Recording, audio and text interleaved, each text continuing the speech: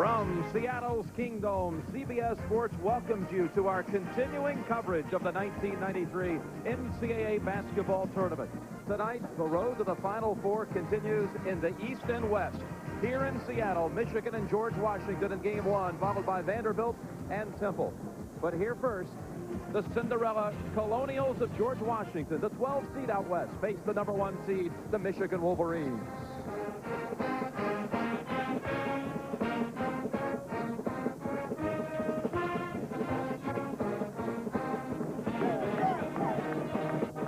Hi, everybody. I'm Jim Nance.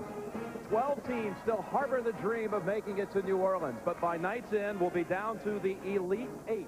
CBS will take you wherever the action's hot. Cincinnati and Virginia out east. About 7 minutes left in the first half. The Bearcats lead by 5. You'll start your evening here with GW and Michigan. Then many of you will see Arkansas, North Carolina. You all will end up here in the Kingdome later tonight with Temple against Vanderbilt. My partner is Billy Packer. Good to be back with you, Billy.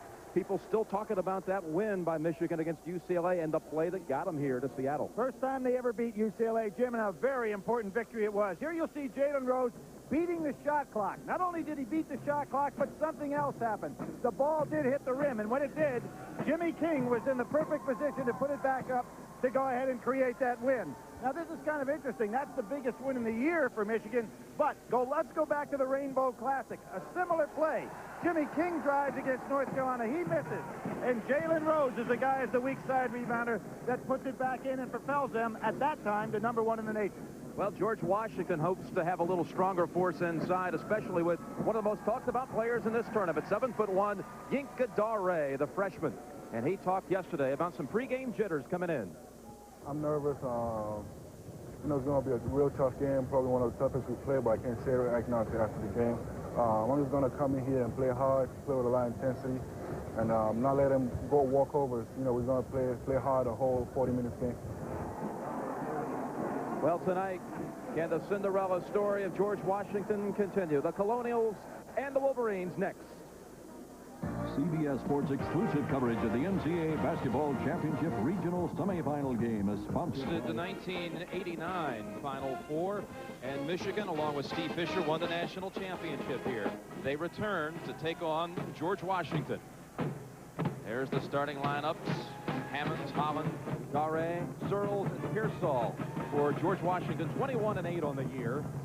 Weber, Jackson, Howard, Rose, King, the Super Softs from Michigan, 28-4 on the season. Lenny Works officiating along with Rusty Herring and Sam Croft. Mike Wood is the standby official. Billy, why don't you put a headline on this game? Well, Jim, anytime you have a team that has been ranked number 1 in the nation over the course of the year, and a team that many people feel is the number 1 team in the United States in regard to talent, and then you have a number 12 seed going against them, it becomes more of a psychological event for the first 5 or 6 minutes of the game than a physical event. And I think the real key here for Mike Jarvis and his club is to stay in the game as long as they can, to go ahead and then settle down and be able to turn it into a physical match for that young man right there, Yinka Dare. There's Mike Jarvis in his 3rd year at George Washington.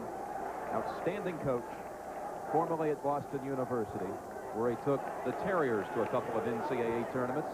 First time ever in the Sweet 16 for the Colonials of George Washington, who control the opening tip. And that helps your confidence when you can take the tip off of Chris Weber, who normally grabs the tap.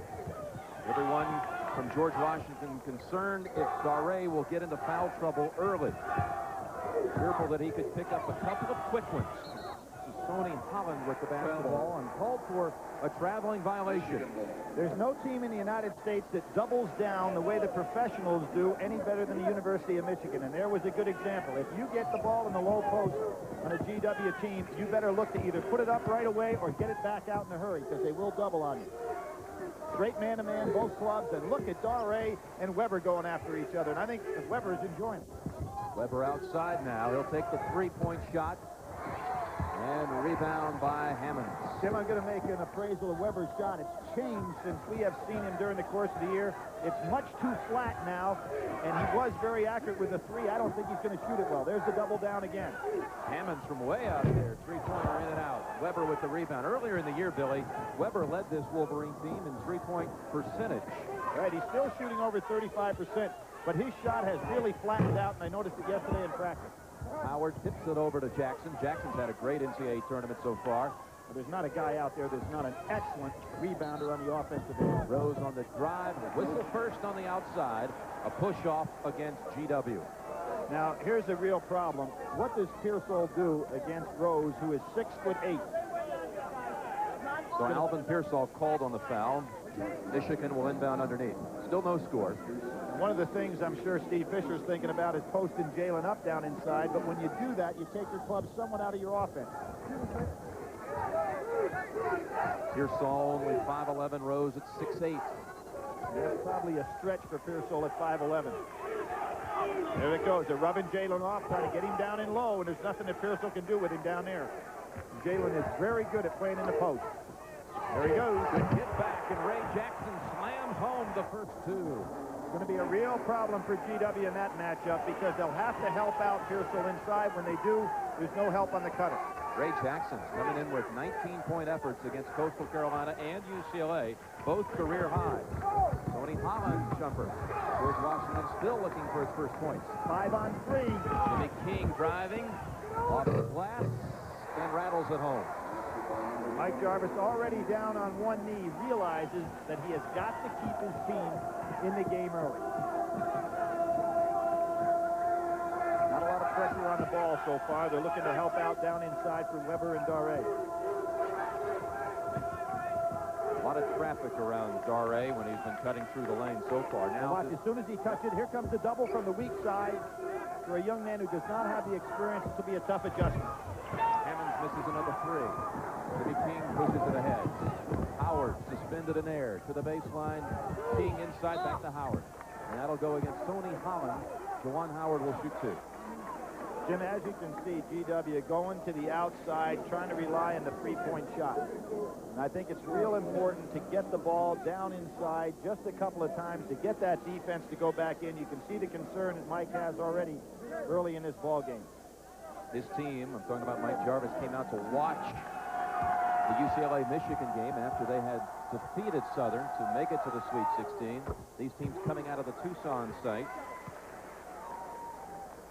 There's Steve Fisher, won his title here in '89.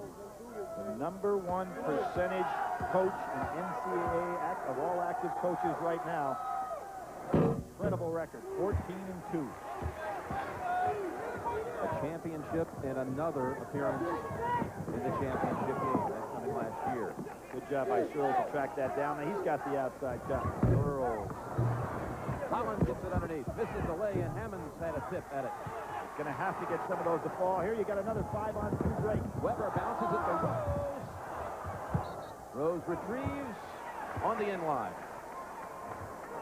Jalen turns around and says to Chris, great pass. Now watch this. Early in the game, this is going to go right between the legs. See, good catch. Probably a foul that time on Jalen, not called. I'd have to say that the intensity level on the part of Michigan is excellent so far in this game, the way they're playing their defense. And they have become an excellent defensive team man-to-man. Two subs in. This is Bill Brigham with the basketball, number 32. Omo Moses has also come in. Here he is. Moses with a jump shot. Brigham underneath. Good rebound, and a foul will put him on the line. Ray Jackson whistled for it. Michigan foul. Rebound goes up on the inside. Brigham doing a good job with two hands, puts it back up and gets fouled. Here's a young man that transferred from Boston U and came with Mike Jarvis over, redshirted for a year. He's the only member of this team, Billy, to have played in the NCAA tournament. He played back in 1990 when Boston University was taken out by UConn. First round, it was funny talking to Mike Jarvis about that game. He said, you know, our problem was that we played UConn a little bit too well early on, and they got angry at us. He said we should have let them stay in the game earlier, and then maybe they would have taken it easy. Ended up being a blowout, and they had to play that game at Hartford Civic Center, which made it really tough for them. Now, better matchup now for GW with Moses on Rose.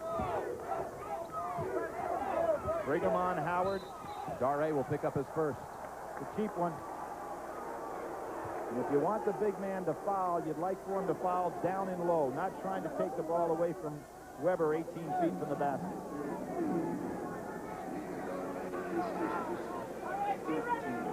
Much better matchups on the floor now for GW in this man-to-man matchup. Moses at 6'4", pretty good strength. Might be able to stay with Jalen Rose a little better. Nice hands inside. Howard has it. Turnaround. Rebounded by Brigham. Come off the bench for a couple of big boards. Right. Was the 4th leading rebounder in the Atlantic 10 last year, so the young man can board even though he's coming off the bench. GW 0 for 7 from the floor. Searles driving. Swatted away. Howard, in fact, tipped it to Rose. Good outlet to King, but he'll pull up. Michigan getting great movement on the break with their big people.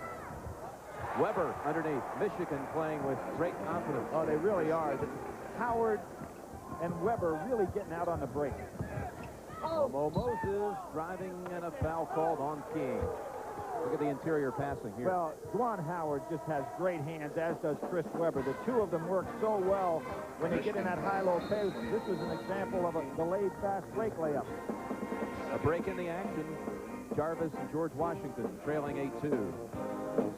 There, so a very appropriate list led by that man. Of course, the all-timer is Everett Dean, who appeared in 3 tournaments, or in the 3 games, won all 3, and then Ed Jucker from Cincinnati was 11-1.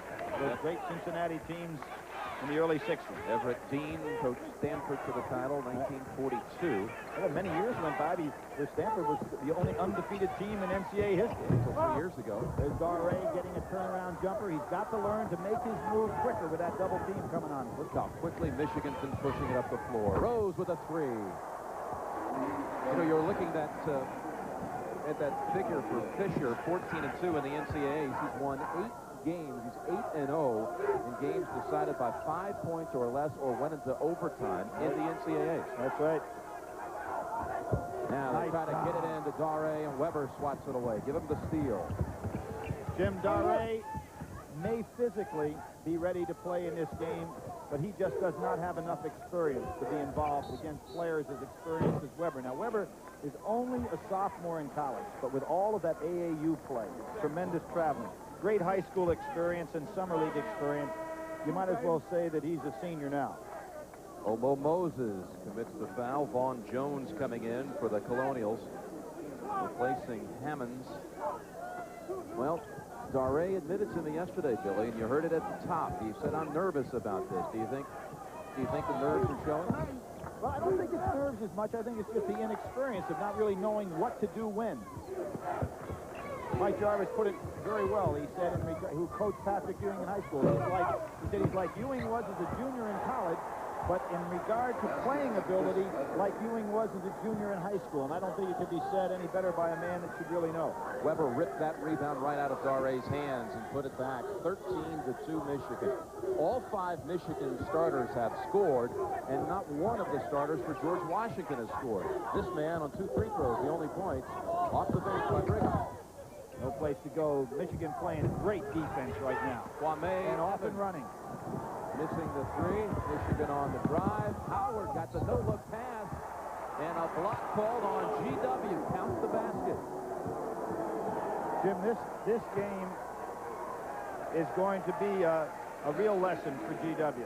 This Michigan club came out focused. They have superior talent and experience, and they are playing extremely well tonight. The only hope that I think GW had is that maybe Michigan came out in some kind of a funk, but that's not the case at all. Steve Fisher going to put in Riley right now, probably give Weber a little rest. Here he is, Eric Riley, 7-footer, coming in for Weber. 6 minutes into the game, and Billy, you're suggesting this one's already over. I think that it probably is, Jim, and here we have an example. You have Riley coming in as a sub. You got to remember, this guy was a starter at Michigan 3 years ago. He now is senior. 2 years ago, now is senior. So it's not like they fall off. Tony Holland gets it out to Evans. Jalen Rose playing tough defense now. Foul, push-off called on Juwan Howard. And that shows Howard's versatility as a defender. He can play a person in the low post. Tonight you can see Steve Fisher saying, no, we'll play Riley and Weber on Daré. So Juwan Howard goes over and shows that he can play a forward like Holland. Searles comes back in with Pearsall and Brigham. Still have not scored from the floor. Only 2 free throws for GW. Timeout called. Pearsall got stuck. Great defense by Michigan. So Dare will get even an extra blow. A timeout called by George Washington. Michigan manhandling the Colonials early. With Hacker from Seattle, George Washington 0 for 10 from the floor.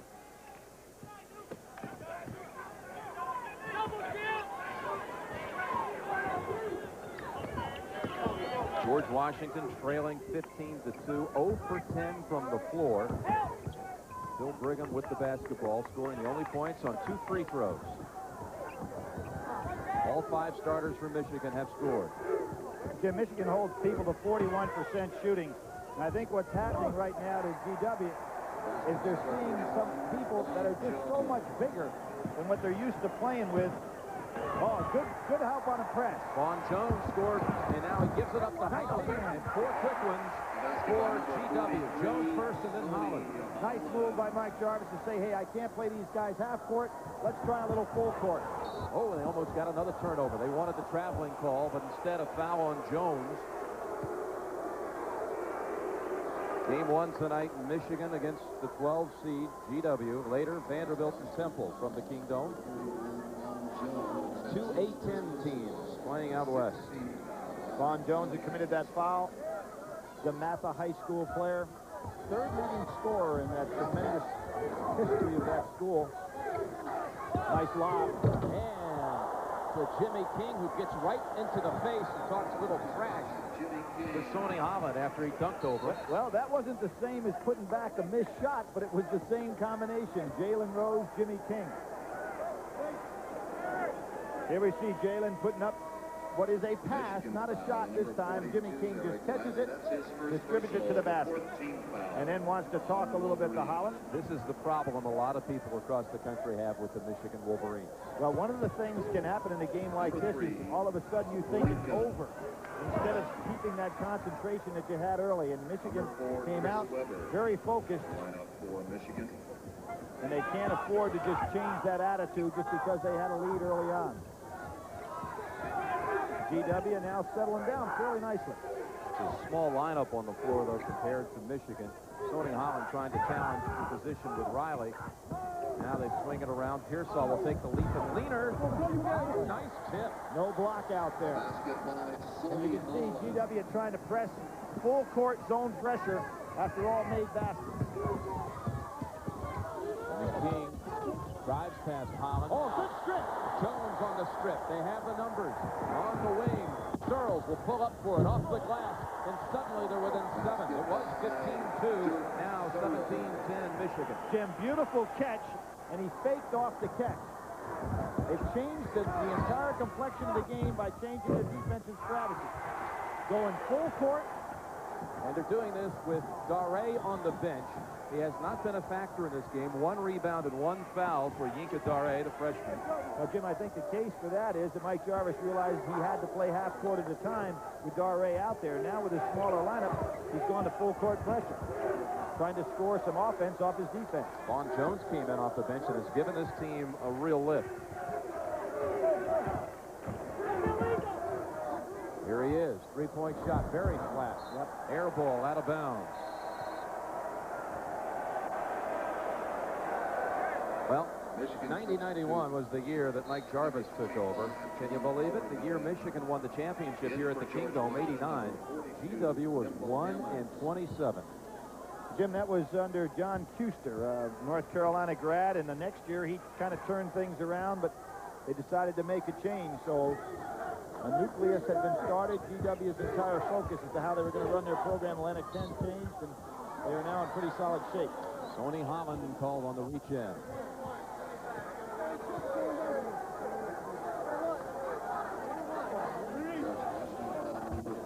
That's the 7th team foul against the Colonials, so they put Michigan into a 1-1 with Juwan Howard. Awful early for 1-1. You know, Jim, one of the things about this young man is kind of interesting. One of the best defensive players in the United States for his size. And I was looking over the stats, and it kind of jumped out at me. On the year, he has only blocked 12 shots. Now, when you have an outstanding low post defender who only has 12 blocks, that means he's a position-type player, not quick off the feet to try to block the shot. So players could catch it, turn, and shoot, not worrying about the block. He'll get you some big rebound games, however. Oh, I guarantee you. Dare still looking on from the bench. Breaking the press is George Washington. Searles, jumpers, pull up. And they're getting the confidence now on a 10-4 run. And they have changed the way the game is played. Michigan has not yet adjusted. Rob Pelinka with the basketball. Nice hit. Howard's turnaround. Did he travel first? Yes. You know what? I think he was so confident that he was open that he didn't know whether he should go left or right. This is a nice job by Mike Jarvis to change the complexion of this game. Good pass on the inside, little English. There you can see, Juwan, no question, he walked on the play. Michigan has had lapses at times during the season, Billy. Have they been a little overconfident here in this game? I think the game, and you know, as announcers, the same way. I think that right off the bat, you take over the game where you show total dominance, you have a tendency to fall back. It'll be interesting to see if they readjust. Antoine Hart in for George Washington, number 23. His first action. There's the kick out to Hammond. Three-pointer. Wow. Here's what I talked about early on. And Michigan throws the ball away. They have lost some of their concentration. And Jim, there's what I was talking about. When the ball goes into the low post, a player doesn't hold on to it because he knows he's going to be doubled down from the weak side. In that particular case, GW fired the ball out real quickly and got the good jump shot. 19-15 Michigan. Nice job again by GW to readjust to a game in which they were close to being put away early.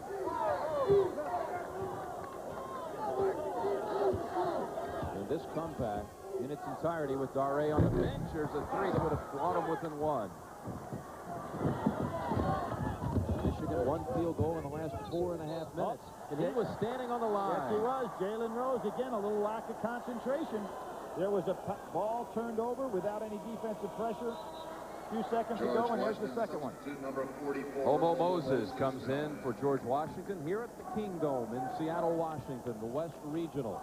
The Kingdome, the host of the Final Four in '84 and '89, and will be the host in '95. Hart playing in the middle, practiced very well yesterday. He's an excellent leaper.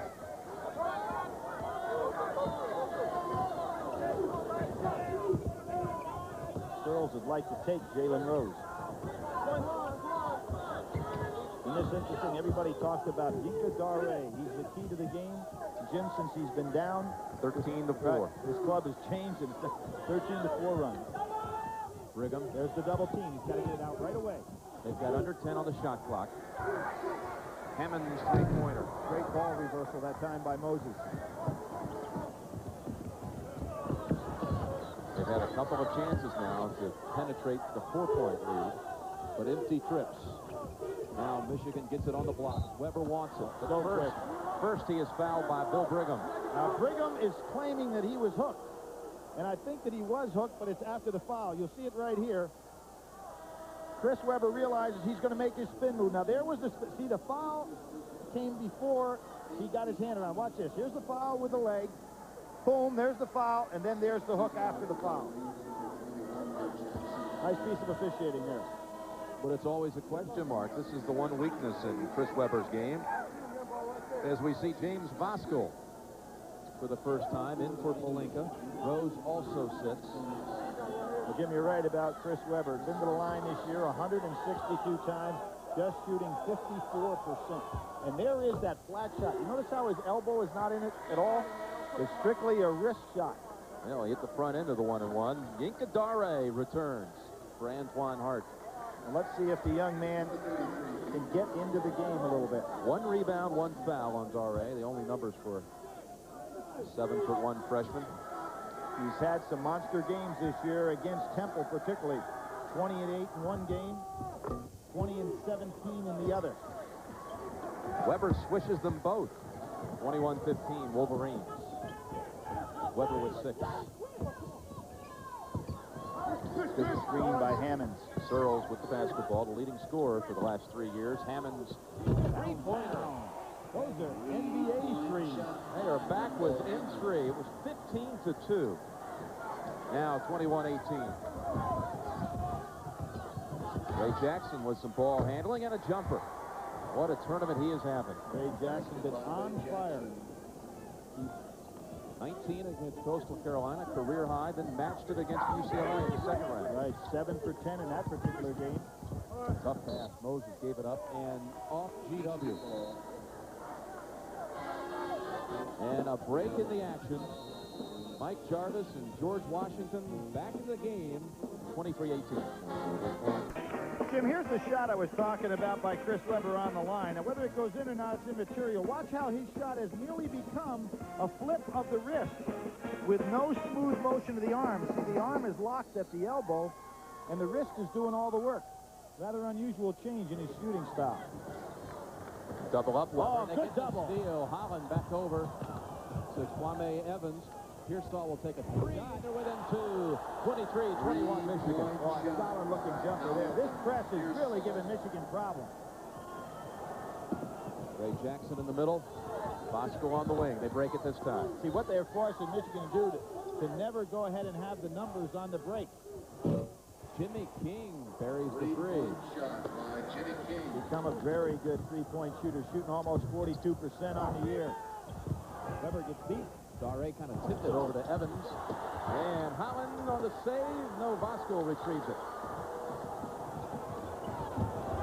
Passing. King gives it up to Howard last minute. Dare slammed that ball to the floor, but a foul first called against George Washington. Now here we can see Michigan had what they thought so many guys open. Jimmy King realized the last minute he had to give the ball up to Juwan Howard, and there was Dare going and smacking it away. And you can see that the contact made by the defender, if he'd have just held his ground, he'd have picked up the foul.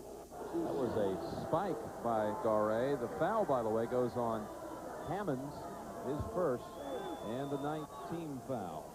Dare, the #1 shot blocker in the Atlantic 10 this year, and the #1 rebounder in the league. Freshman of the year in the league. And some people think maybe the top freshman in the country. I wouldn't Sports go along with Illustrated said so. Well, I wouldn't go along with that one. I think he had an outstanding year, but that's a strong statement. Hard to say that he had a better year than Jason Kidd. Kidd did all right. Well, Michigan tries to keep it alive, but it comes out to little Alvin Pearsall.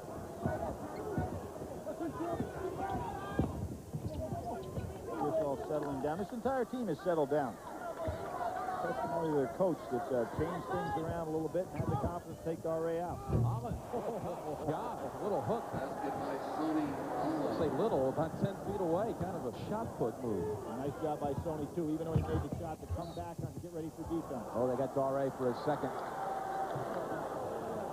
2 on Dare, and it'll be the double bonus 2-shot situation at the line.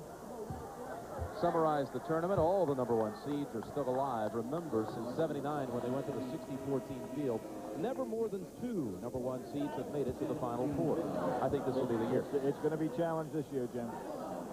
Galen Rose back in for Bosco. Of course, the first time 2 teams from the same conference ever went to the Final Four. This Michigan club was involved back in '76. Michigan and Indiana. I could see that as a rematch this year. And quite interesting, that year, 2 undefeated teams went to the Final Four with Rutgers being there. They dropped 2 in that Final Four, and they used to play, obviously, the consolation match. It was the Bill Sellers team. Right. Tom Young coaching them. Howard short on that one. Pearsall getting up right there with Evans. Pearsall settling down. Kwame Evans, number 12 for GW. Good outside shooter. Made 7 out of 9 in this tournament from three-point land. Evans in court. Was it ever touched? Oh, George Washington felt that ball had been deflected. Backcourt. Never touched by Michigan, the officials say, so a backcourt violation. Well, that was touched by Rose. Referees certainly didn't see it, and certainly Mike Jarvis saw it. This crowd appears to be rooting for George Washington. They took out a full-page ad of the Seattle Post-Intelligence. Here we see GW going to the zone for the first time. Asking for crowd support here. Become an honorary alumni member. Let's see if Michigan decides how they want to attack the zone. We've seen it for the first time. Jimmy King set up for the throw. Nice Jackson, rebound. wow, with two defenders right with him. Jackson got above them both. Jim, Jackson comes in to this tournament, the third tournament games here, 15 for 22 from the floor, 7 of 8 from the foul line. I mean, he's had 39 points in 2 games, playing great basketball, and of course we know what a defender he is. 30-23. Wolverines. And they're calling a foul, I believe, against Eric Riley. Yeah, it's going against Michigan. It's going to be against Riley. And there is Jackson getting up. Squeezed in between the two defenders without going over the back. Riley's second, by the way, and the fifth against Michigan. Ray missed 7 games with that shoulder separation. Only played 1 second in that North Carolina. A strange injury. Holland has to take it short. Vaughn Jones is back in for George Washington, number 31, who was playing so well early. Mike Jarvis showing a lot of confidence in his bench. The game is taking on a whole different dimension now that he's changed and gone to the smaller lineup. Evans got a hand in there on Rose, so Jalen will shoot 2, and at the conclusion of every NCAA tournament game, we will select the Chevrolet players of the game. In conjunction with the award, Chevrolet will donate $1,000 to the General Scholarship Fund of both schools. Evans goes out after committing his second. 2 shots. And Searles back in for the Colonials. You know, down the stretch, Jim, when you look at the minutes played, Jalen went into a stretch of 4 straight games where he played 40 minutes or more. Played 45, though, all 45 minutes of the game and overtime against Illinois. So the young man showed an awful lot of stamina in that stretch. Missed a minute and a half, though, of the play in overtime against UCLA when he was taken out of the game. Now Michigan bringing their defense out a little bit higher. And you can see GW setting their offense up higher with Holland on the foul line to start it. 5 minutes to go in the half. Michigan by 8. You'd have to say a great comeback by GW at a point where it looked like they were not going to be in this game at all. They got Nice piece of coaching. back within 2. Good hedge move by Riley. Jones strong, and Howard clears. Michigan looking for that double-digit lead. There's that experience with Riley. And put Howard on the line. Michigan now, with the 2 attempts coming up, will have 15 free throw tries against only 2 for the Colonials. Still to come tonight, most of you will see Arkansas against North Carolina, the second game from the Meadowlands. Others will see Temple Vanderbilt. The whole nation will end up for the late action of Temple and Vandy from here at the Kingdome. Then North Carolina, somewhat like Kentucky, but probably not quite as explosive as Kentucky has been so far in this tournament. But are going to face an unusual situation. Arkansas, a great pressing team that uses their bench very deep. Derek Phelps has got to be the key man of the hour for North Carolina because he's going to be tested with that press. And Cincinnati, who was leading before, of course, as we know, a great pressure team. So tough assignment for that young man. Again, this will be the 15th free throw try for Michigan. And rebound pulled away by Hart. Hart and Evans return for George Washington. Jarvis makes many substitutions. Searles got a nice release on his jump shot. That's a three-pointer. Gets him back within 6, 32-26. First team All-Atlantic 10 last year. Excellent three-point shooter. Rose tried to throw the lob to Riley. And a push-off called against Howard. And what I think has happened to Michigan now, it was so easy for the first 5 or 6 minutes. They're having a hard time getting their concentration back. For Howard, 2 now. And number 6 against Michigan. So still not in the 1-and-1 with 4 minutes remaining in the half. Chris Webber has returned to the Wolverine lineup.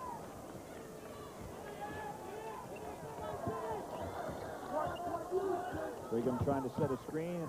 Rose just swipes it right out of the hands of Searles. At 6'8", he can come from behind and kick your jump. The teams head to the bench. Michigan has led throughout. They lead by 6. Blue of Michigan leads George Washington 32-26. Good evening, everybody. I'm Pat O'Brien. A good game going on out in East Rutherford, New Jersey, the East Regional Semifinal. Virginia and Cincinnati knotted at 36 with 15:32 to go in that ball game. Virginia trailed by 7 at the half, made a little run. It's tied now at 36, and at your halftime, we will send you all out there to get a nice taste of that game as our tournament coverage continues here on CBS. Meantime, let's go back to Jim Nance and Billy Packer. James? All right, guys, we'll look forward to more of Virginia-Cincinnati coming up at halftime. GW within 6. Not bad for a team that missed its first 10 shots on the night and trailed by 13. Being very patient in their offense right now. Nice cut by Evans. Kwame Evans. Basket by Kwame Evans. This club is really well drilled. What would you expect? Mike Jarvis, 5 times high school coach of the year in Massachusetts. Was a great job at BU. And there's a steal as Weber threw it right into the hands of Evans. Evans on the wing. Too strong, but Searles is there. Right back to Evans. Well, I'm sure there's GW people saying finally a foul because there were 3 blocks before the foul was finally called. That was on Riley sticking in there. Jim down to 4. Amazing. This team did not score a field goal till 13-minute mark. Eric Nice Riley. comeback. Yeah, great comeback, Billy. Eric Riley with 3 fouls, and he'll come out for Jim Voskuhl. James Voskuhl in. Kwame Evans at the line for a couple of shots. Freshman from Baltimore, Maryland. Some say maybe the best recruit out of Baltimore last year. Spent January on the bench. Jarvis said he had no defense at all, so he set the freshman down for almost an entire month. But in the tournament, Jarvis's freshman has come on to hit 5 of 5 threes against New Mexico. 19 points, a career high. Then 2 of 4 against Southern from 3-point stripe or behind the arc. They had 12 in that game. And here's the press again. Every time they score, it gives them an opportunity to set up. Within 2 with 3 minutes to go. They get another steal. Searles rips it away. Now a chance to tie or take the lead. And have they gotten Michigan's attention? And I might say mine. Yes. And shot no good, but tipped around, and they might have a foul on Michigan. Well, you talk about the respect of the Atlantic 10, Jim. A league that was very competitive. Of course, I had a game last weekend in North Carolina against Rhode Island, where Rhode Island just kind of out of their class for one day. And here we see these strongest conferences. The Atlantic 10 right there, 72%. ACC leading with 85. A-10 this year against the Big Ten, 4-0. The Atlantic 10. Brigham, an air ball on a 1-and-1. Yeah, it wasn't much of an air ball. It was short and to the right, Jim. The foul, by the way, was on Jimmy King, his second. Brigham only a 57% free throw shooter. He made 2 early and another steal. That may call that backcourt on Evans. Now, Jalen Rose wasn't sure whether he was supposed to catch that ball or not. But they have really, with this press, given Michigan fits.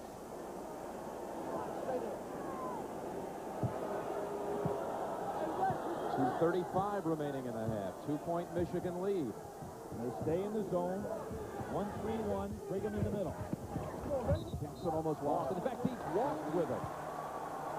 And I repeat, George Washington doing most of its damage without Daré. Steve Fisher was concerned about the effects of Ginka Daré coming into this game. But Daré, 1 rebound, no points in 8 minutes of action. 2 fouls. How about spending all your time preparing for a team that's going to be playing with a big post-up man in the middle and has not been a factor? Hart puts up an air ball.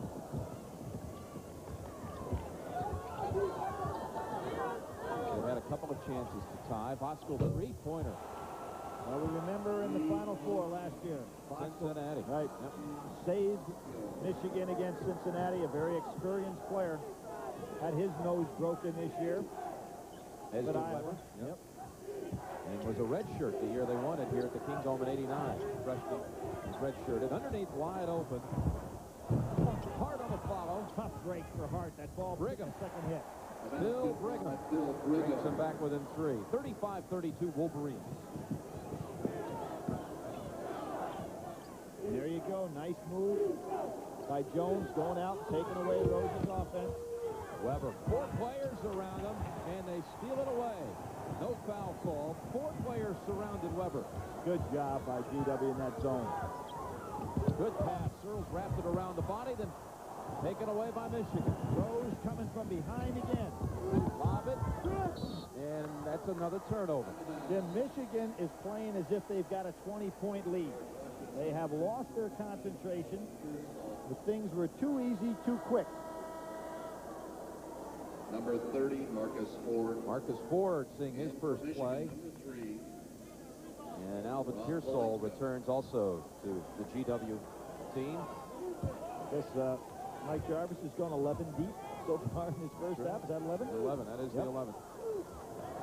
Showed you some confidence playing against a club like Michigan. Under a minute to go. Michigan by 3, and a push-off called on Weber. Chris Weber, lazy fighting through the screen.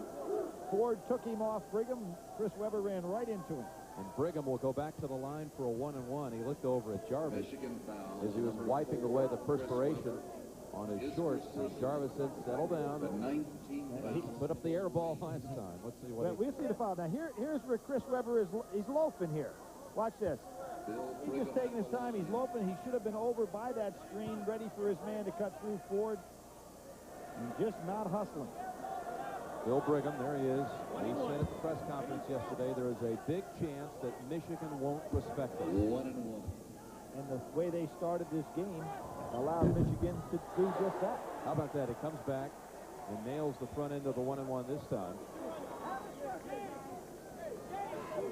Young man had 15 rebounds against Temple. Had a game with 17 and 16 against Rhode Island.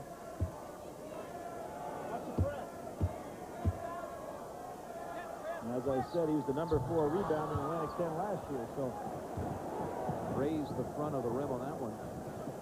2-point Michigan lead. A 7-second differential on the game clock, the shot clock. Rose leaning in. Around, and Searles tried to save it. They're saying it's George Washington basketball. not a good shot by Jalen Rose, and you can see how Michigan has gotten completely out of any offensive structure. Everything has gone to one-on-one basketball. Mike Jarvis with a finger in the air. One shot. We'll reduce this game to a 20-minute game. Jim, I read a column that Red Auerbach, who of course is alumnus of GW, wrote, and he said that's one thing he's noticed about Michigan. If things aren't going right, they get to a one-on-one type game. That is Arnold Red Auerbach, who back in 1940 was the leading scorer. Played 38 to 40. Right, 8.5 a game, the leading scorer that year for GW. The great coach of the Celtics. I'm sure he's watching his alma mater tonight. We wish him well. Very proud of this turnaround for George Washington, his school. Now, under 10 seconds to go, Pearsall must hurry. The tide at the half. Holland gets the shot away. Michigan clings to the 2-point lead after 20 minutes. And you know, the GW kids walk off smiling. The Michigan kids with their heads down. Quite a turnaround. They trailed 15-2. Took 7 minutes before they hit their first shot from the floor. But that's the end of the first half with the score. Michigan 35, George Washington 33. CBS Sports exclusive coverage of the NCAA Basketball Championship will continue after this message and a word from your local station. CBS Sports. Sports exclusive coverage of the NCAA Basketball Championship Regional Semifinal game is sponsored by McDonald's. What you want? Brian, welcome to At the Half. My partner, Mike Francesa, is here, and the legendary coach, former coach of Notre Dame, once a coach, always a coach, Richard Digger Phelps joins us to help us out tonight. Another game going on out in East Rutherford, New Jersey right now. A good game, a hard-fought battle. Cincinnati leading Virginia 45-44. Let's go on out to Vern Lundquist and Clark Kellogg. Eric Martin of Cincinnati guilty of the foul. That is his third. The Bearcats in a struggle. They lead by 1. They led by 7 at the half, but Virginia outscored them on a 16-5 run to take a 4-point lead here in the second half. And now Virginia has a chance, trailing by 1, to go back into the lead. Corey Alexander at the line, the leading scorer for the Cavaliers. He has 11. And it stays at that mark. And on the front end of the 1-1, Virginia, on the misfire, stays behind. Cincinnati's Nick Van Exel, 3 of 16 from the field after hitting his first 2. He's got the ball right now. To his credit, though, the last couple of times he's tried to dish the ball on penetration. Corey Blunt gets 2 more. And it's a 3-point Cincinnati lead. Nice pass. Whoa! Get it to the middle, turn and see what you've got, and then find the open guy and get to the rack. Virginia refuses to fall back. They've never trailed in double digits, and we have not seen the intensity from Cincinnati that we expected tonight. And I think part of that intensity is due to their defense, but also when you get going offensively, I think that can soup you up in terms of intensity. Get it to the middle. Great look by Jeffries. I mean, he caught it and turned, saw what he had, and Yuri Barnes made it all work. Now number 4, Junior Burrow checks back in. Yuri Barnes picks up his 3rd foul and heads to the bench. And that is also the 17th foul, so Cincinnati is at the line. You know, Vern, the point you made is a good one about Cincinnati lacking that intensity that they showed, especially in the first 2 games in the tournament. But part of that intensity is fueled as they turn you over and get 3 or 4 consecutive baskets and really get you on their heels. They haven't been able to get you on your heels. They really haven't been able to do that, so it's been more of a grinded out type of an affair. This is a Cincinnati team that in its first 2 games won by an average of 32 points and was in the 90s both times. And here they are sitting on a 49-46 lead with 9:25 to go. Meadowlands Arena, the Eastern Regional Semifinal. This foul is called on Terry Nelson, number 33.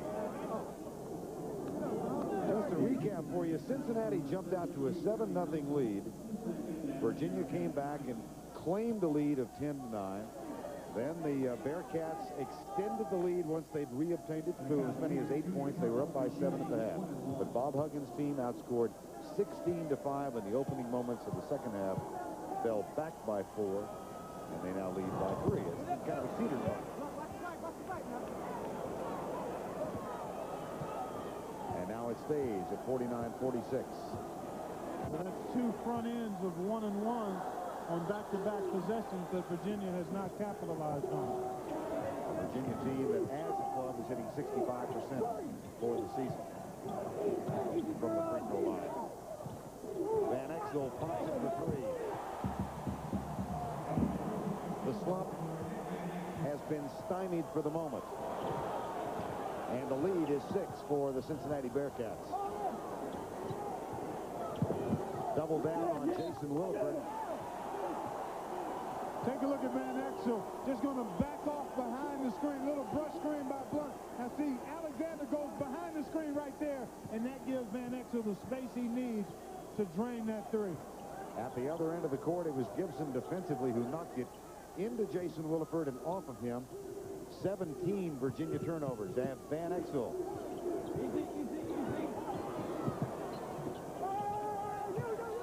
In the corner, gets it back. 8:20 remaining, 52-46. Back in New York, Pat O'Brien along with the coach and Mike Francesa. And Mike, you see a turn in this game now. Cincinnati, you think down the stretch, Pat, with their depth, could wear down Virginia. Van Exel just 2 seconds ago, a very big three. The trip before that last basket, that was a big one, bigger for his confidence. He's had a nightmarish game from the floor. And this kid right here, Corey Blunt, right now, because we take his game, do what he's doing, scoring inside and coming up with a key skill right there. That's the balance of inside-outside for Cincinnati. Quickly, what does Virginia have to do to win this game, Digger? Get back into the quick three-point shooting under pressure.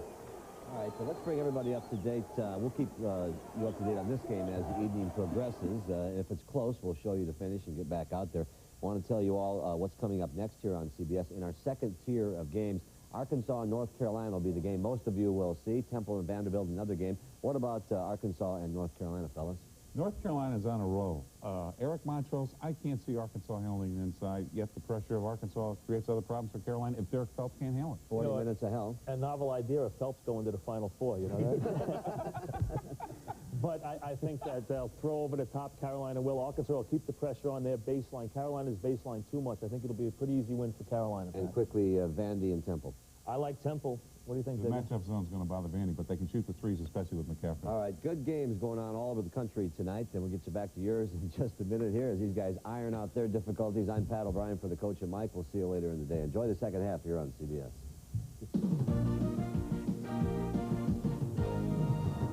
Number 1 seed in the West, Michigan, leading 35-33 at halftime. We'll return to the Kingdome after this message and a word from your local station. You're watching CBS Sports exclusive. The Kingdome, Michigan leading by 2, trying to make it, Billy Packer, to the Elite 8 in the regional final on Sunday.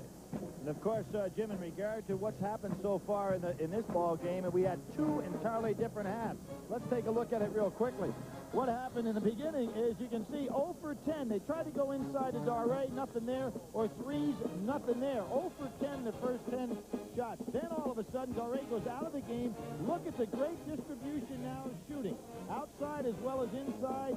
12 for 27 after that period of time, back into the game. So here we see a change also philosophically. Jimmy King makes it. This is when Michigan was rolling great, and instead of going down court, he wanted to talk about it. And that might have boded not too well for Michigan the rest of the way. That dunk and the follow-up look and glare came at the 17-6 mark. And Daré pulls down a rebound. Nice rebound. Chris Webber got away with a foul on the push-off before. George Washington, 32% overall, Billy. You put the shot chart up. 32% overall. Michigan, 52%. But they got 16 more shots off, Jim, than did Michigan in that first half. Michigan with 11 turnovers in the first half. Holland posted up and had trouble getting the shot away. King driving. Going the other way. Charging against King. Needed to pull up and take his short jumper. The gliding jump shot is not going to work against teams anymore for the simple reason people get weak side defensive help. 3 on King, 3 on Riley at Michigan. And Rob Pelinka takes the warm-ups off. He'll be checking in. Let's see if GW tries to get Daré involved in the game at all offensively. So far, they're just using him to kind of like wander around in there. Here he's got position. He's going to get double teamed. Nice move on the baseline, but they say that, Webber thought he was going to be called for traveling. Instead, the foul against Webber. Now, that may give the young man some confidence because he was double teamed. Juwan Howard was late getting there. Now, watch Howard's going to come over. Daré feels it, used his hand just a little bit. Webber tried to force him out with his hip. Pretty good-looking move, Billy. Yes, it is. Very good-looking move. We're talking about a young man that's going to get so much better so quickly. I don't compare him to Ewing. I compare him to Akeem Olajuwon, Jim, in terms of the way that he came over without the background that Patrick had in high school. And you remember, obviously, how Akeem developed so quickly at Houston. This is put back by Holland. By the way, that was the second on Webber. And you mentioned, well, they tied the game, Billy, 35-all. And now they're double teaming inside. Jackson, long, and Pelinka tried to retrieve it. It belongs to the Colonials. A chance to lead for the first time in this game. We talked about this at the top of the show. For GW, to start this game, psychological more important than physical. Now here in the the second half, the tables are turned. Now it becomes a psychological game for Michigan. They're almost embarrassed the way you look at their faces right now, Jim, and confused. Here's Salt for the lead. Right back to him. That's a 2. Put on the line. Daré doing a job getting up there, keeping it alive. Weber way out there for the long rebound and a reach-in against Hammonds. They had a couple of chances for the lead. Hammonds third. You compared Daré to Hakeem, and so many others have compared him to Ewing. Ewing and Olajuwon played on this floor in 1984 for the national championship. Sure did. The first matchup between those two, which have become so great thereafter. Back to Rose. Gets it to drop. Michigan leads by 2. Searles did a pretty good job getting underneath him there. Nice concentration by Jalen. Ray now being more active looking for the ball. Nice turnaround hook. Went up high in the air with it. And by Dirk Searles. Great pass. 6'3" senior going into the land of the Giants and tying it at 37. 9 for Searles. Back screen that time, set everything up by Pelinka. Nice job. And Jawan Howard always so steady. That's good two-man play there, and the play was made by Pelinka's screen.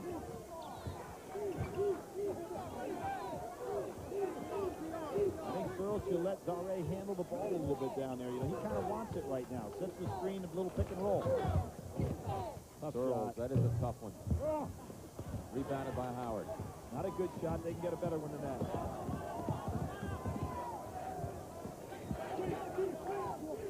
Howard from the free throw line.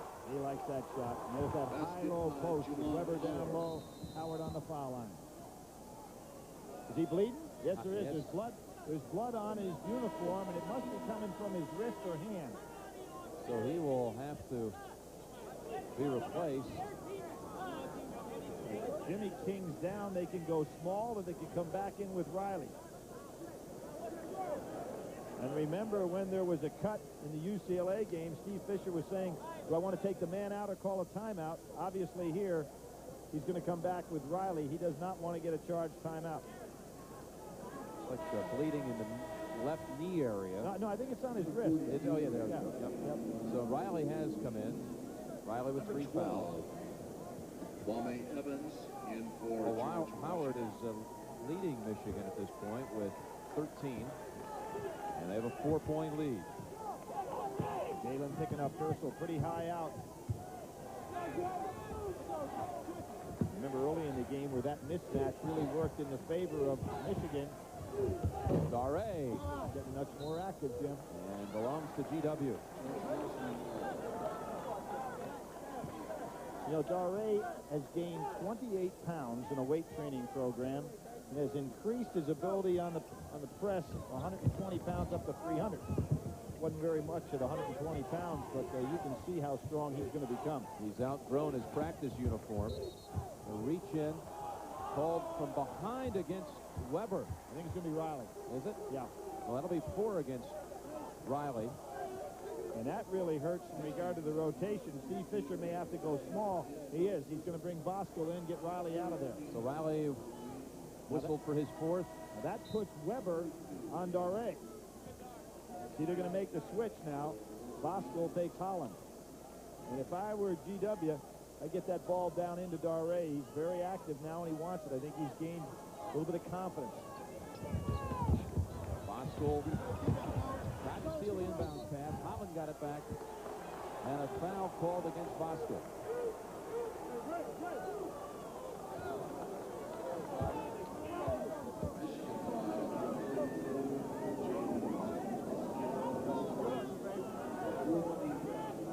Great man out of bounds. Little lob action. Searles 3-point firing. And they've suddenly gone dry. Well, Searles has taken some shots, Jim, you'd have to question a little bit. When they were on a pretty nice roll, nothing hurts you more than an inappropriate shot. Baseliner, and now the 3. Michigan leading 41-37. 15:50 to go. The pull-up, away by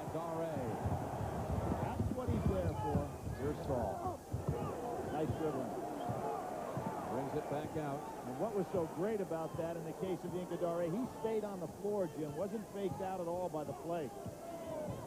Leading shot blocker, as we said, in the Atlantic 10, and he put that one away.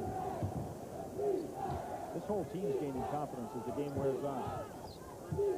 Started out first half 0 for 10 from the floor. They've got Bosco again. They've made 2 of 9 to start this half. Jarvis's crew. Look at the block, the spike by Dare. Now watch, see, he is actually one man behind on the play because he was guarding Weber and still got over there for the block. Nice timing. Break in the action. Michigan continues to be challenged. There's the Accord with air, automatic, and ABS for 19,700. Come on. And then there's the Grand Am with all that for 5,000 less. Grand Am just makes a lot of sense. Yeah. It's affordable. Drives great. Sporty. It's sporty. Monthly payments will fit. We get free 24-hour roadside assistance. Besides, we like the Grand Am better anyway, right? Let's get a salesperson. Yeah. The best defense is not to offend. Thus, introducing the new Right Guard Sports Stick. Now with a time-release formula for longer-lasting protection against hostile odor all day. For protection that endures. If your company spends between $25 and $50,000 a month on long distance, MCI will give you 100 days of free long-distance calls, including 800 service, over the next 2 years. Just switch some or all of your long-distance business to MCI. To do that, just make this free phone call. But call now, before MCI comes to its senses. It's tough to keep ahead of the competition. You got to move fast to stay on top. You need two-day priority mail. In 2 days, we deliver 2 pounds for only $2.90. If the competition's new rates are just too much, visit your post office to send 2-day priority mail or call 1-800-USPS for your free starter kit. We deliver for you. Dear Midas, my car was making a terrible squeaking noise. You said... You don't need new brakes. The squeaking noise is caused by brake dust. Such honesty is refreshing in these times. Yours truly, Frank J. Ruda.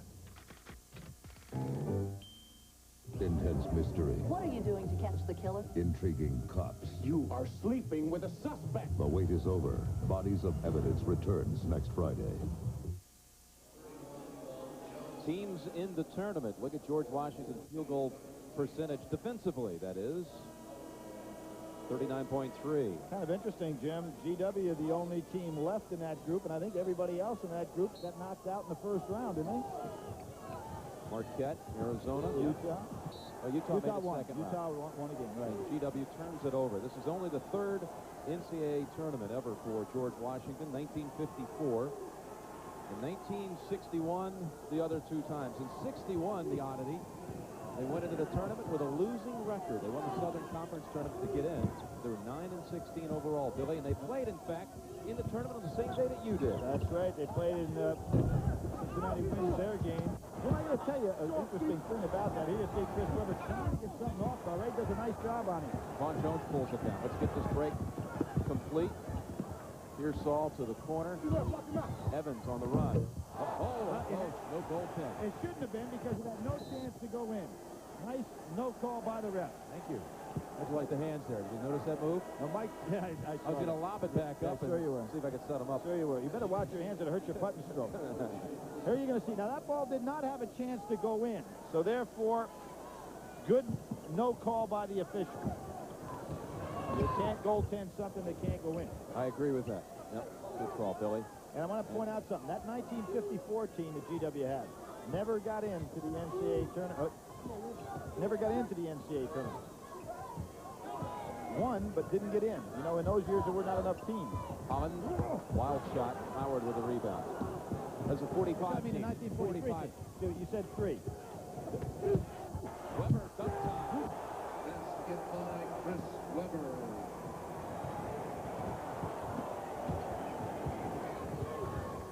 Michigan now has scored 6 unanswered. And shot selection in the last few minutes by George Washington has been dubious. It has hurt him, and of course, Doré was getting some confidence. They just started to go back to him. Oh, he up and down with it. Here we see Weber so quick on the inside, those powerful hands. Great finisher. Excellent feed by Jackson as well, Jim. On the perfect side, Doré could not get there. Going back, Jim, you're talking about that club in 1954. They lost to NC State in the first round. Corky Devlin, Joe Hullop, their great all-time leading scorer. The club I was talking about, that 43 team, they won the Southern Conference, but they did not get into the NCAA tournament because not every conference champion went in those days. You're holding 32. Well, a foul on Brigham for holding.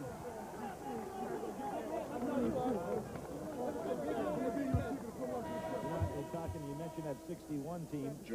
That was a team led by John Feldman and a guy by the name of Dick Markowitz, who has always been a big GW supporter. Had lunch with him today. Young man from Allentown, PA, now lives here on the West Coast. So proud of his team. For a long time since they've been here. Rose backs it home. And the lead is back to 8 after George Washington caught him at 37. Evans is in, number 12. Kwame Evans for the Colonials. He's been hot in the tournament so far. See if he can get something rolling. Nice switch by Weber, and he hits it. That's a 2. Stoop picked up by Lenny Wirtz. He had a foot on the line. Oh, and a charge on Rose. Evans drew it. Hey, and we just mentioned, we'll see this call right here on Jalen. It's going to be made by a referee named Lenny Wirtz. Jim, you mentioned 1961. That was the first year he won the Final Four. Exactly. Lenny Wirtz refereed the Final Four in 1961. Has that man been around, or has he been around? He has officiated in the Final Four in the 60s, 70s, 80s, and still possible for the 90s. Right. Oh, what a big shot that is. There's the 3 by Nimbo Hammond. Break time, and Brigham comes down on Weber. 45-42 Michigan. Nice piece of officiating there. Weber thinks he's going to the foul line, but he's not because he had not yet gotten off the shot. George Washington foul on number 30. But tomorrow on CBS, continuing coverage of the tournament starts at 3 o'clock Eastern time with the Road to the Final Four show. That's Pat and Mike and Digger along with Mike Krzyzewski. Florida State and Kentucky, the Southeast final, followed by Kansas, Indiana, the Midwest final. Isn't that interesting? Kansas, Indiana. Two teams that started off our season this year at CBS. We talked about the Magnificent Seven. They certainly have made a move in this tournament. Krzyzewski will be our special guest tomorrow. And King gets it. Turn around. Look, Jackson aggressively puts it back. Basket by Ray. Yeah, the two Texans that time stood tall. Jones saying, where did they come from? Trying to get some help from the referee. Jones. Wow, how did he get that one to drop? Good one by Vaughn Jones. We said the number 3 scorer in DeMatha history played for Morgan Wooten. Any guy that can score a lot of points to figure out how to get it up.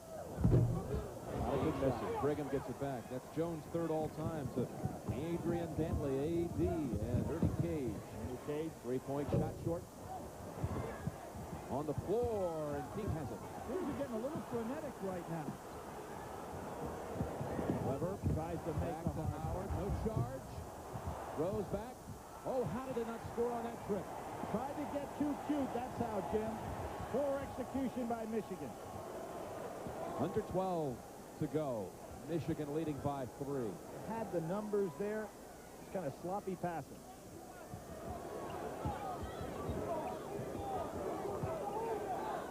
Michigan hasn't lost a game since that 1-point loss to Indiana. Pretty good string of games. Lost twice this year to Indiana, and Rose called for another one. Trying to fight through a pick. That's his second. And the seventh team foul against Michigan, so a 1-and-1. Jim, I wonder if that means anything. In 1989, Michigan won the national championship, as we pointed out right here. In that year, Michigan won the Rose Bowl. In that year, Michigan won a Christmas tournament in Hawaii. In that year, they lost to IU in Ann Arbor. That's 3 out of 4. And they have yet to find out if they will win the basketball championship. We've got to get by this team, though, that's giving them All they can handle. Yep, much more of a fight than anyone expected. And Michael Talley comes in for the first time tonight. Rose will rest. One more for Jones. You've got to be impressed with what Mike Jarvis has done in this game, because it started off, they missed their first 10 shots, as you pointed out, Jim. He kept his team together, changed the entire way they were playing, was taking Dare out of there. He's got it right back in here fighting for a lead. Back within one. The teams will head to the benches for a break. They tied it at 37, got down by 8, now back within 1. It's a thriller. Outshot GW from the floor, but bench points handily in favor of GW, and doing it without Dare as they carry on the Cinderella theme. Jim, you say without Dare, and that probably is true offensively, but I think the young man settled down and had a couple of big blocks, and his presence inside was certainly felt here in the second half. They're back to the press. Michigan has never trailed in this game. Jackson stayed outside. If he'd have filled the spot right there, he might have had an easy jump shot from about 18 feet. There's the zone. Good pressure on the inside. No passing lane there. Nice job by Holland. Holland reached in, knocked it out. Holland, senior from Asbury Park, New Jersey. Maybe has a career in politics forthcoming. Oh, yeah. Oh, that's a turnover. Belongs to GW with a chance to take that lead for the first time. Now, Jim, now we talked about the psychological aspect of this game.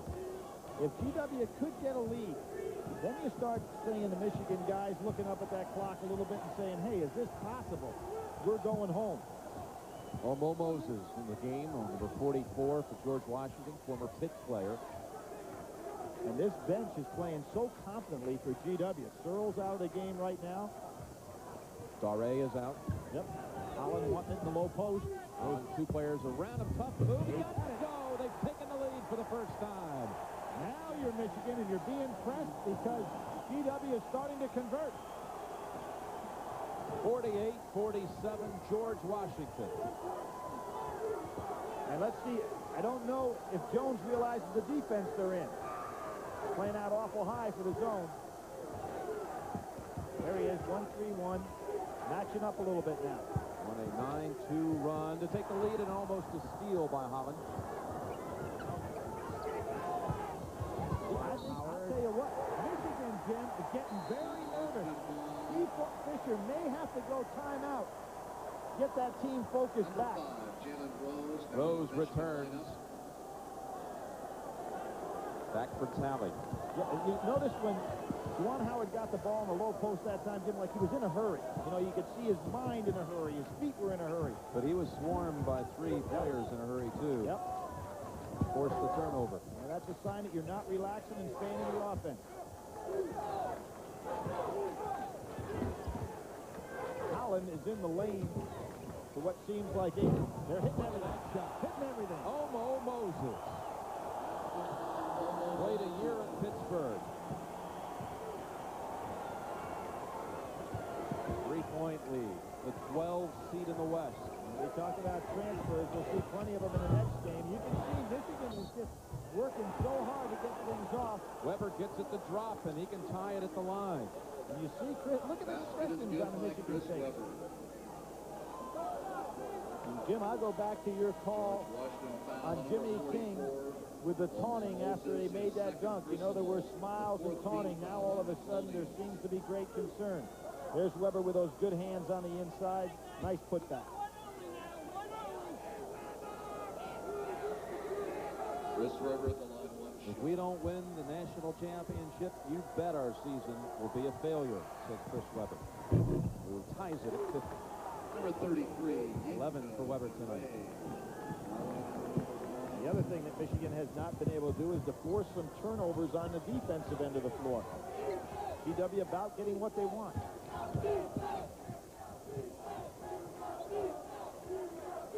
Approaching 9 minutes remaining. Tied at 50. Jones on the drive, no foul, but Rose was on the line. Well, there was one stat that I didn't agree with at halftime, and that was the fact that they showed Michigan with no block shots. We remember Rose as an example, blocked 2 from behind on jumpers. Got another one there, but stepped out of bounds. This Michigan club on the year, 174 blocks coming into the game. Last year they set an all-time team record with 182. Holland mishandled it. Turnover. Michigan can regain the lead. Chris Webber talking to his teammates. This is one thing about Chris Webber I really admire. He seems to take his team and says, hey, ride my back. And he wants him pumped up. I saw it in the UCLA game, too. He wants that ball. We noticed in the Duke game earlier this year. He wants the ball in a big situation. He wants them to get back into their offense. Rose. In and out. Almost went down twice. Hammonds gets the rebound. 8:30 remaining.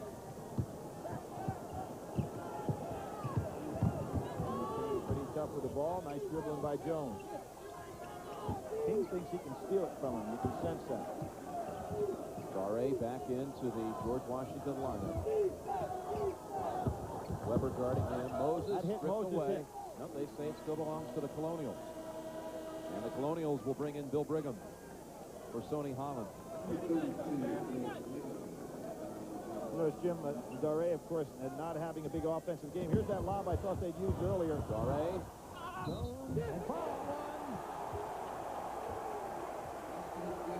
He has provided valuable minutes off the bench as Vaughn Jones. Daré still has not hit a shot from the floor. His air ball retrieved by Jones and the putback. But, Jim, what happened there is on the lob, you can see how many teams have been able to lob the ball over Chris Webber to a player. Daré kept that ball alive by not getting it blocked, making it available for Jones in a putback. And a three-point lead. 53-50. One time, well, the biggest upset for a one seed in this tournament was 1986. LSU, an 11 seed, beat Kentucky in the Southeast. 11 over a 1. This would be a 12 over 1 if it pans out for that man. Well, there's Dale Brown, one of the great runs that been made in the NCAA tournament. Took him all the way to Dallas in the Final Four. Right. Moses went back in for Jones. So this would have to be considered, Billy, one of the biggest upsets if they pulled it off in NCAA history. Oh, the basket's going to count. Oh, Jones. Jalen Rose got the knocked shot around. Let's see if that basket's going to count. No basket. No basket. basket. What a shot. But there was an indication there for a moment, didn't you? I thought he was going to call it. George Washington foul. Homo Moses whistled for his third. His third. As active as Chris Webber is right now, you would think that Jalen would get him the ball. And a block. No shot. Outside. This will be the 7th team foul against George Washington, putting Jalen Rose on the line. Foul on number 44. Rose, of course, interesting last year in the regional. They were in the Southeast last year. He was the MVP of that regional tournament. Remember how well he played? Yes, particularly that Ohio State game. Over Ohio State in overtime. They'll have to bring in Alvin Pearsall because Homo Moses picked up some quick ones. He has 4 and will head to the bench. Rose with 8 points tonight, giving him an even 500 on the season. You know, last year he set, as a freshman, the all-time freshman scoring record 1-1 at Michigan. This season, his scoring average down a little bit. Yeah. And that's to be expected because everybody else has upped their game in regard to offensive ability, particularly Jimmy King and Ray Jackson. Still to come tonight, Arkansas and North Carolina. They'll be tipping in about 15 minutes. Later, Temple and Vanderbilt on this floor. Jalen drops them both. So Rose's 2 free throws brings the Fab 5 within 1. Under 8 to go. Well, about the best hands that I've seen in the tournament so far belong to my broadcast partner. Watch this catch right here, left-handed. Oh, look at that. He followed the eyes, followed it right in. Now what do you do with it, Jim? You had to peel it or give it back to him. I made the stat sheet. 1 rebound. Ginka Daré has 3. You've got 1. So the difference is he's on the court. Folks back at dear old Marlboro High School are saying, why don't you make that kind of move back in the 70s? That's right. We were 2 and 42 for 2 years. Now, with a 1-point lead, they break the press. George Washington. With that kind of record, Jim, I figured you were probably that far away from the court in those days, too. That's right.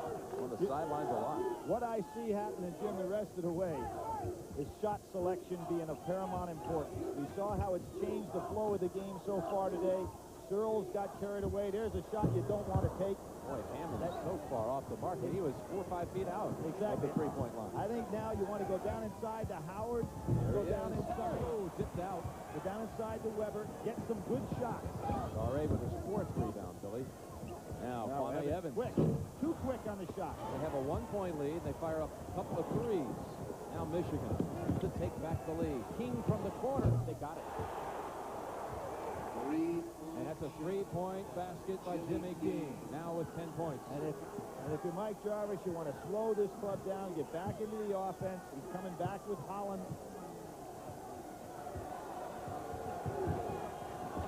When the RA's open, they don't let him touch the ball. Brigham wanting to drive. Left-handed. Oh. And to the line he will go. Juwan Howard. His 3rd. Brigham's big game this year was against UNC Charlotte, where he scored 18. And you know what's interesting? You know, his career high in assists was at Boston U against Michigan. 5 assists. Cincinnati tonight has already made it to the regional final in the East. We'll play the winner of North Carolina, Arkansas, coming up on CBS in about 10 minutes. Most of you will see it. Jim, Cincinnati's been blowing people away before that game. Virginia able to stay with them with their tough and tenacious defense for a while. But the one that's wild, there you see some foul trouble. I think GW's bench can handle that. The thing that's wild to me in this tournament, how about Kentucky? Before their opponents have scored 25 points in the last 5 games, they've scored 123. Is that awesome or not? Boy, they just put away opponents early, including Wake last night. On Sunday. Dribbling by Jackson. He was caught in a bad place in the trap. Rose on the drive. Almost got it to drop. And do they call a charge? Brigham with another heady play, the 5th-year senior. Rose is incredulous. They call it on him, his 3rd. Galen making some bad decisions, too, I think. As the leader of this club, get the ball to Weber and Howard. Make the plays easy down the stretch. 55-54 Michigan. 6:20 remaining. Galen switches out on Hammond. A steal. Yep. Rose forced it. Weber bumped by Searles. Searles will be called for it. But, Jim, this is one of the things that you don't worry about too much. If you're a deep team, you'd like to have Michigan on that foul line with all the problems that they've had from the line this year. And here we have Weber going on the line, as we pointed out, just a 54% free throw shooter. He's in a 1-and-1, Billy. Had a hamstring injury that was ailing him early in the week, missed practice on Tuesday. He's fine now. He says it'll take a lot more than that to disrupt my game. Remember, he played with that broken nose during the season. Misses the front end, but look at this. Howard right back. Get it. A very nice defensive play by Holland. Jimmy King comes out of the pack. King has hit a big 3, and now with a big pickup here. They want to go down inside. Here comes Weber across. 32 blue, they call it. Bill Brigham of George Washington is 4th. He was trying to fight and beat Chris Weber to the spot down low. You see him coming across. Remember the play earlier where I said that Weber was a little lazy trying to get there? Well, that wasn't the case that time for Brigham. He just tried to beat him and got called for the holding. Weber again this year, Big Ten leading rebounder. 2 years in a row now he's won that. 1-and-1. That looked better. The next foul against George Washington will give him 10.5 and put Michigan the rest of the game into the 2-shot situation. One of the things about this young man shows you his courage is when he broke that nose the first game he came back to that scholarship. He blocked 7 shots against Minnesota. Not afraid to stick it in there. He took a pop in that game right back in the face. Yep. He hits 1 of 2. Michigan leads by 2. There's that weak side. Double down. Kicks it over. Searles, air ball. And Howard looking for help. Jimmy shot selection. And GW just letting it get away from him. They can get better shots than that.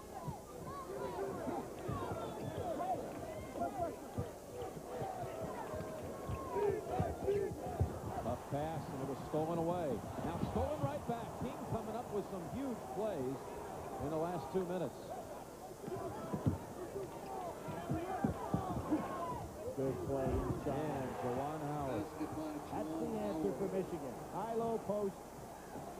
Howard has 15. Howard and Weber. Boy, he has the great stats in the game. You know what? They're so quiet the way he does it. Mike Jarvis wants to talk it over. Timeout, George Washington. As Michigan, with 5 minutes to go, has taken the 4-point lead. Well, here you can see it's called faxing it. What happened right there on that particular play is that Chris Webber looked the pass too long and allowed time for the steal. Got to be a lot quicker than that. Going to send him a fax, deliver it in a hurry. Hammonds with a three, much needed. Jackson with the rebound. What we're seeing, Jim, it's very similar to the very start of this game. Remember when GW just decided they were going to go ahead and they're going to call here. Perimeter? That's going to be Howard on a push-off. Howard trying to gain position, instead gains his fourth. And, Jim, let me tell you something else. We're at 4:36, all right? Michigan has not lost any games this year in which they were leading at the 5-minute mark. And they're up now by 4. Saw that stat. 3 of the last 5 games for Michigan have gone to overtime. Looking back in the tournament, their UCLA game went into overtime. And then in the regional final last year against Ohio State, they also played an overtime game. Brigham at the line. Oh, how about this? A 54% free throw shooter nailing it.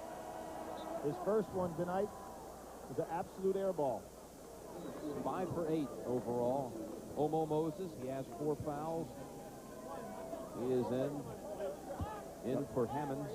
Daré all the way back. You know they're going to try to, they hope they can make this free throw so they can get into their press. Juwan Howard. So the miss causes 2 things. Takes away a point, takes them out of their defense. Michigan by 3 with 4:30 to go. Already showing a lot of strength in there on Weber. Jackson will take the 2. Tipped away. I thought it was off George Washington. They say instead off Michigan. Brigham doing a great job inside, staying right with Juwan Howard. Rodney Patterson cheering on his team. He played for the '89 team that was 1-27, stricken with cancer. Came back and played in their victory against Southern last week. The honorary captain of this Colonial team. He is fine now, completely recovered.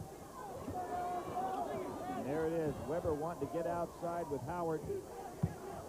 Howard turnaround. So tough on that move, but doesn't get it to Is that Ray Jackson again keeping alive? He and Jimmy King have been the answer on the board. No shot. Time to whistle on is that George Moses? Washington. Call to Moses, and he'll foul out, Billy. Yep.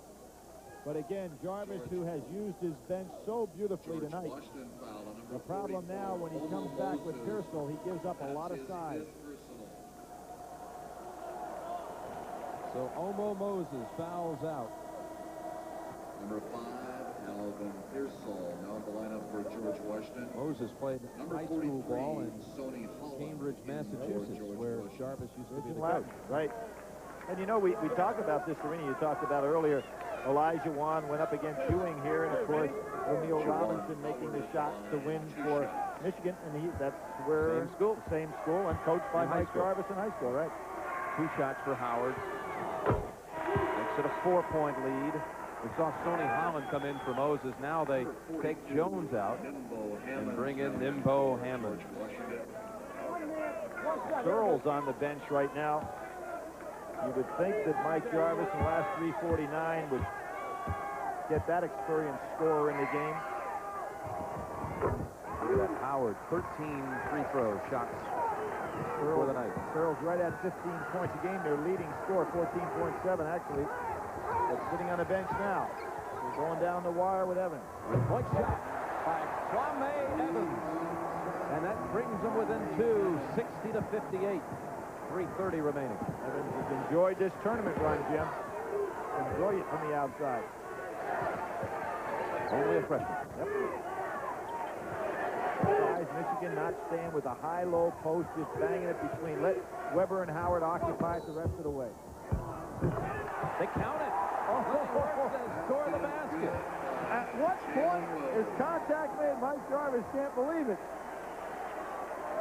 That was NBA continuation. Let's see the contact. Right there. George Washington foul number 12. Now, if a man, he doesn't have to actually be in the process of releasing it. The sharp The shot has to have started. Now, there it starts. All it on I'll tell Evans, you what, number 12. I'm going along with it. Are you? Yep, going along with the call. The shot starts there. Jalen Rose at the line. A chance to complete a three-point play. Would be a big one at that. Put him back up by 5. Jalen Rose. Huge play. Cannot get free throws to go. Daré has it taken away. Weber. Jimmy King. And there's the inexperience of Daré, not realizing that the guard was behind him. But he'll learn. Emmons back to Daré. Can he handle it? Finds away. Howard on the floor. Michigan basketball. Oh, that was a walk. Weber jumped up and down in the air, and he's called for the traveling violation. Now, Weber has got to understand that the possession is more important than making the big play here. Here we see the steal. See, Daré did not sense that King was behind him. That'll take time, and there's a good pump fake by Chris Weber. But on the other end, Chris Weber had possession and tried to make the huge play. They're up 6, and they just need to count on the clock. To cut it in half. Evans underneath on the follow. Reduces the lead to 4. Michigan 64-60. Beat Jalen Rose, who didn't block him out. Dangerous. Rose breaks through the traffic. Under 2:30.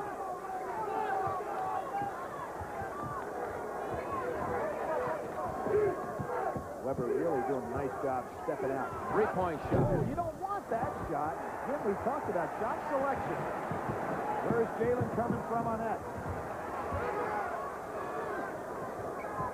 Brigham. Nice step out by Holland. Here's Saul. Tell you what these bad shots are doing is putting GW right back in the game. For Juan Howard now. He has fouled out. And if you are Steve Fisher, you got to think about using some clock now. The problem is you got to get somebody out there that can shoot some free throws. A double-double tonight for Howard. Again, always so steady. 17 points, 10 rebounds, and he calls a conference now as he'll head to the bench. Telling his guys, come on, bring me through. Get us to Sunday. Jim, I'm surprised that Steve Fisher is going with Riley. 2 minutes to go in this game. What Michigan needs now is shot selection and ball handling. Eric Riley, however, gets the call from Steve Fisher. Their best free throw shooter is Palinka. Riley happens to be second best. Two-shot situation for Pearsall. And Michigan has called a timeout. Rose almost left the line early. I wondered about that myself. Very close. They didn't call it. We'll come back with Pearsall at the line for one more. Michigan. Right now, the thing that Michigan has to understand is the clock has got to be one of their teammates. And so far, they haven't shown the capacity to do that. Been very interested in putting up quick shots and making passes that are unnecessary. Pearsall ends up missing both free throws. Tough break for GW. So with the basketball, 2 minutes to go. 4-point lead, and they put up a quick one, Billy. Well, again, I say the clock is your teammate if you're Michigan. Instead, they put up the quick shot. That's a pretty good one. It was a layup. Holland has position, gets the turnaround. Baby Hook cuts it to 2. 1:30 remaining. They'll press him. Double team on Rose. Look at who's the man as the primary ball handler here, Chris Weber. They have fouled Weber, but with Weber a 52% career free throw shooter, maybe not all that bad a strategy here. I really don't understand why he's the primary ball handler. And I'll tell you what, Jackson is running away from him. King is running away from him. Both of them were down on the other end of the floor, leaving Weber in a situation where he is the primary ball handler because they double-team Jalen Rose. Remember this. The arrow belongs to the Colonials, who have only one timeout left. Michigan has 2. They're both in the double bonus. So 2 free throws for Weber, who is 4 out of 6 tonight. Long. Sling shot.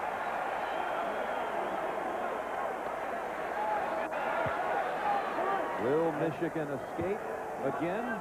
Or will we see one of the biggest upsets in the history of this tournament?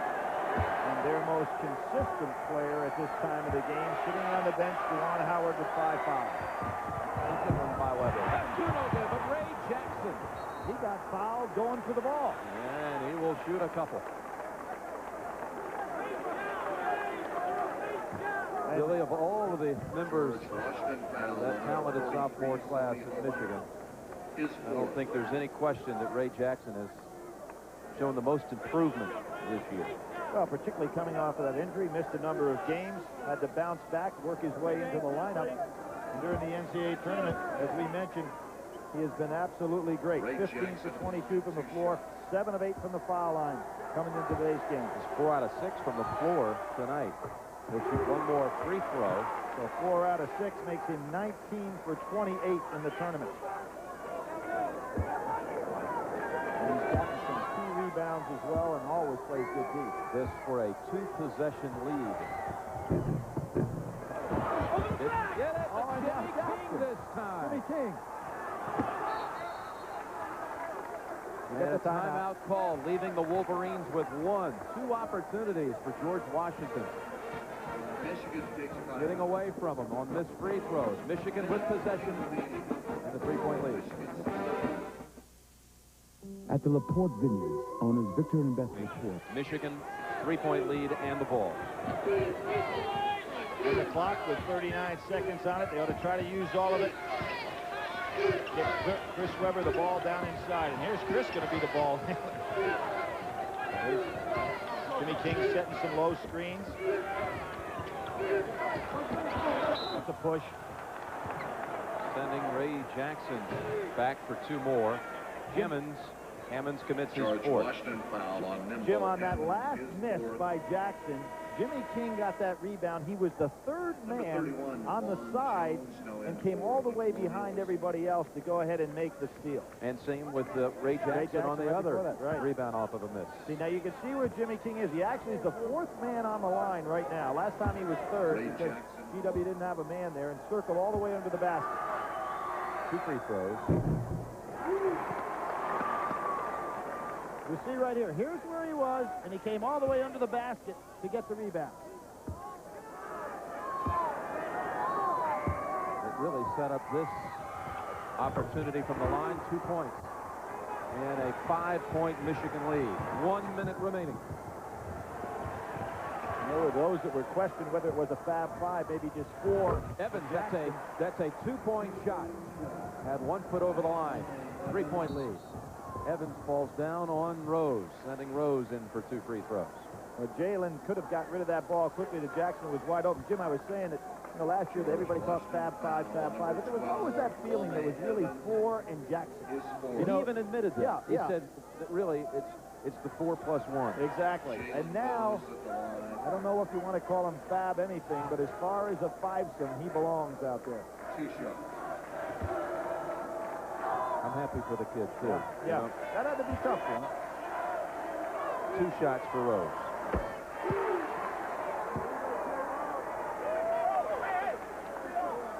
We'll be getting you to that game when this one concludes.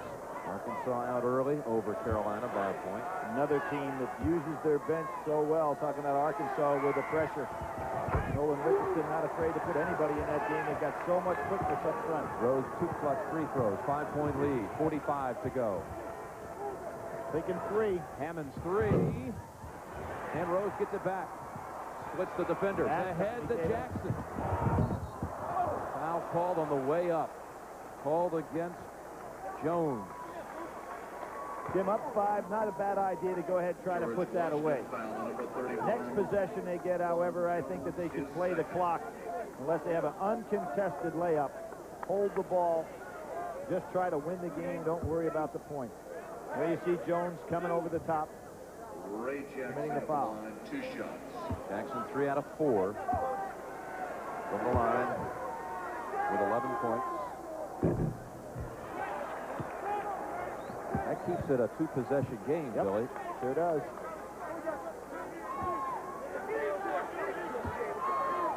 Got to get the 3 up quickly.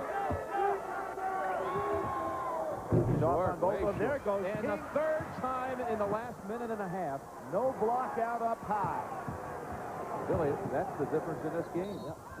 And Rose clobbered.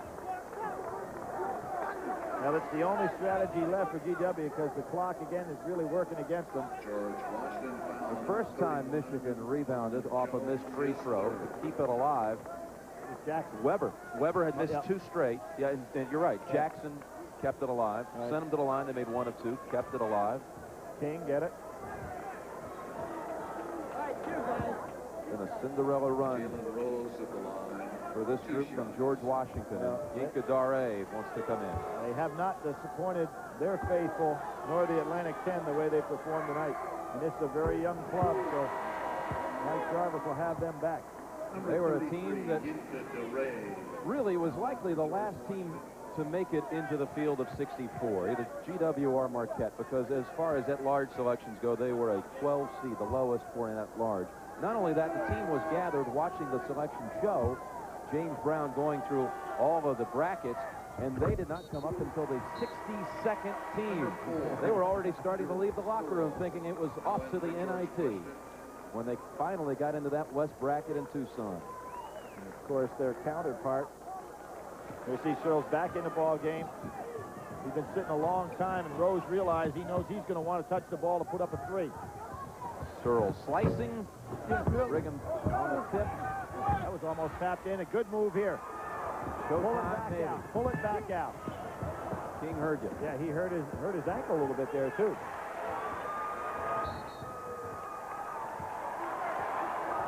And Michigan still has not lost the ball game this year when they're leading at the 5-minute mark.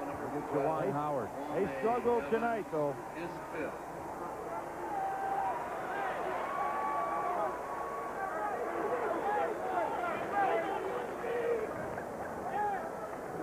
Mike Jarvis disappointed, I'm sure, but his strategy to go to a smaller team, go full court press, brought his team back when they missed their first 10 shots of the night. Kwame Evans fouls out. You'll hear from George Washington University next season. 34, Eric Withers. You see Jimmy King, Jim, banging that left ankle down on the floor. He twisted it when he tried to pull up, bringing the ball down the floor. Jimmy King at the line. He's going to stay out there. Jarvis. 2 shots. Nice move. Brings in a senior, Eric Withers. Put him in the books. He's having played. He's a senior. There he is. Identical twin brother, also Mark, on the team, but not dressed tonight.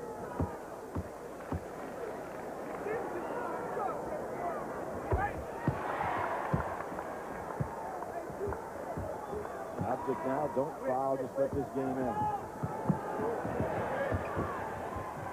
Withers misses at the horn. Michigan into the Elite 8, winning tonight by 8. Yinka Dare did not score a single point.